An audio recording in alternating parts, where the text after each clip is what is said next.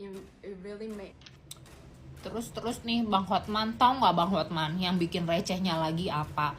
Si Ibu Emi ini kan jelas banget ya, dia tuh fokus ya ingin menyelesaikan masalah ini di pengadilan ya, secara benar ya, secara benar, secara legal ya kan, di pengadilan Singapura.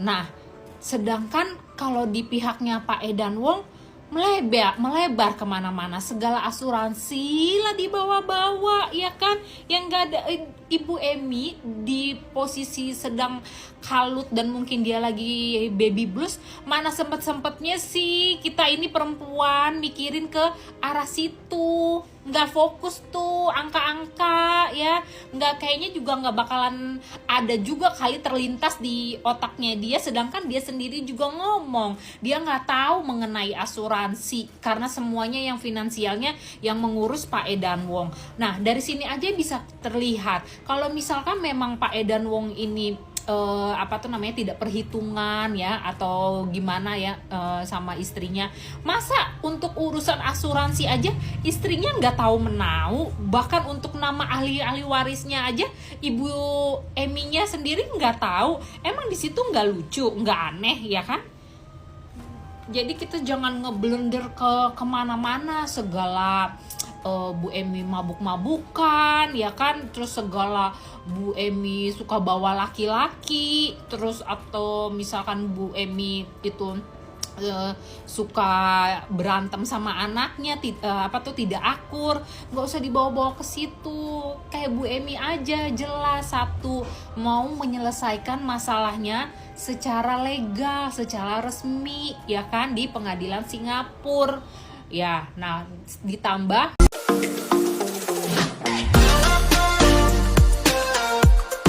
kondisi bayi AMI BMG yang direbut Tisha Erni terkuak. Orang terdekat bilang nggak bisa.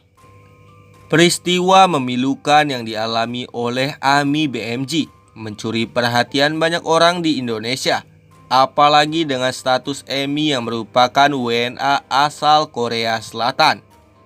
Sebagai seseorang yang bukan berkewarganegaraan Indonesia, Ami sempat merasa putus asa. Emi juga merasakan tidak adanya dukungan serta pertolongan yang diberikan untuknya usai anaknya direbut oleh suaminya, yaitu Aden Wong. Tidak hanya Aden Wong, ada sosok wanita lain yang bersekongkol untuk merebut bayi Emi yang berusia 4 bulan. Sosok tersebut diduga adalah Tisha Erni. Tisha Erni dikenal sebagai seorang penyanyi yang di Indonesia. Namun, Tisha Erni sendiri sudah lama tidak tampil menyanyi atau manggung di hadapan publik. Status Tisha Erni disebut adalah asisten dari Aden Wong, sekaligus wanita yang ramai diduga menjadi wanita lain dalam kehidupan rumah tangga Emi dan Aden Wong. Direbutnya bayi Emi oleh wanita diduga Tisha Erni serta Aden Wong ini membuat publik semakin bersimpati. Banyak yang penasaran dengan nasib dari bayi berusia 4 bulan tersebut saat ini. Jumat 15 Maret 2024, orang terdekat Emi membongkar seperti apa kondisi dari bayi tersebut, terutama selama membantu Emi BMG untuk merawat anaknya. Menurut Davina, mantan asisten dari AMI BMG, bayi tersebut membutuhkan ibunya. Davina berharap bayi tersebut bisa kembali ke pelukan Emi. Minta doanya aja sih biar Bu Emi itu bisa balik kumpul lagi sama anak-anaknya, terutama balik sama bayinya, ujar Davina. Karena apa? Itu bayi anak Emi butuh banget ibunya. Gua kagak bohong demi Allah, tegasnya. Harapan dari Davina ini bukan bualan semata. Sebagai sosok yang dekat dengan Emi, Davina mengerti kebutuhan dari bayi majikannya itu. Menurut Davina, bayi tersebut tidak bisa dijauhkan dari ibunya. Anak dari Emi itu disebut tidak bisa bertahan dengan minuman dari botol. Bayi berusia 4 bulan itu ditegaskan memerlukan ASI dari ibunya. Lantaran Davina pernah mencoba menggantikan peran ASI Emi namun berakhir gagal. Itu bayi nggak bisa minum pakai botol, kata Davina. Tahu nggak sih, itu bayi kadang-kadang nggak haus, cuma pengen cep-cep doang, jadi gue kasih empengnya aja. Gue coba dia nggak suka karena memang nggak bisa. Dia anak Emi full ASI, lanjut Davina. Dilansir secara terpisah, Grace Tahir ungkit kebohongan dan ancaman usai anak AMI BMG WNA Korea kuliti tabiat ibunya. Grace Tahir, sosok pengusaha yang sempat mengundang AMI WNA Korea ke podcastnya, ikut menyoroti pengakuan dua anak AW terkait ibu mereka. Pernyataan Grace saat itu mendapat banyak persetujuan dari masyarakat. Sosok pengusaha Grace Tahir lewat laman TikTok pribadinya ikut menyoroti kesaksian dua anak Emi warga negara asing Korea tersebut. Seperti yang diketahui, dua anak Emi baru saja muncul untuk menguliti aib sang ibu. Bahkan putra Emi diduga terang-terangan menyebut artis Tisa Erni sebagai ibu barunya. Terkait pengakuan kedua anak Emi, Grace Tahir mencoba memberikan tanggapan. Grace Tahir membagikan penjelasan soal 3 alasan kesaksian anak bisa saja salah. Grace Tahir menyebut fakta sebenarnya bisa saja terabaikan jika cara bertanya ke anak yang salah. 3 alasan kenapa kesaksian anak bisa rentan salah.